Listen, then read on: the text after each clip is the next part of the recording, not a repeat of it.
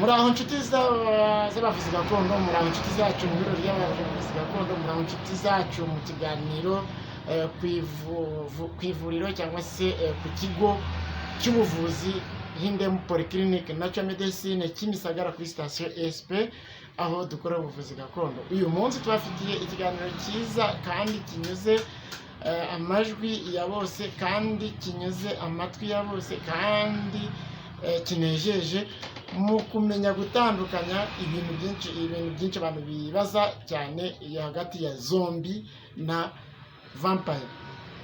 Nk'uko rero dusanzwe tubizi, biravugwa kandi abantu bakunda kuvuga ko vampire cyangwa se zombie ari ibinyabubasha cyangwa se ari amashitani aba mu Rwanda cyangwa aba n'ahandi hose muri Afurika cyangwa se ku isi hose.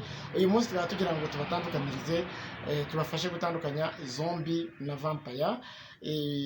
Ariko nanone muri icyo kiganiro tukaba twifuza ko mwakora subscribe inshuti zacu, mukajya mudukurikirana ku biganiro byacu, mugakora share igihe ikiganiro mwamwumva ari cyiza kandi abantu bakamenya byinshi, mwakora comment, mugakanda comment kugira ngo muduhe ibitekerezo byatuma ibiganiro dutanga bibabera byiza.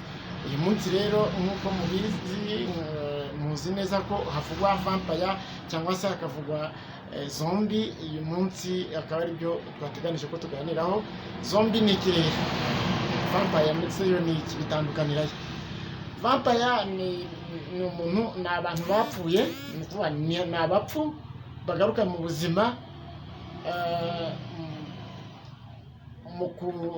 imusozi, bagaragara ari abantu bazima ariko kandi baba barapfuye.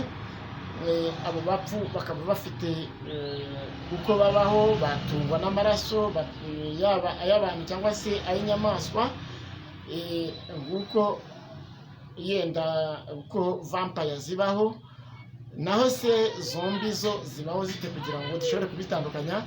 Zombie nazo ni abantu baba barapfuye, ni ukuvuga ni abapfu baba barapfuye batakiri bazima, baza imusozi mu buzima bw'umuntu bwa buri munsi, ariko bikaba bagaruka imusozi bikozwe n'abapfumu cyangwa se abanyamasengesho cyangwa se abarozi bafite ubwo bumenyi bwo kubagarura imisozi mu rwego rwo kubakoresha imirimo runaka cyangwa se kubatuma cyangwa se n'ibindi bisa nk'ibyo ngibyo. Murabizi ko nko mu gihugu cy'u Rwanda kuva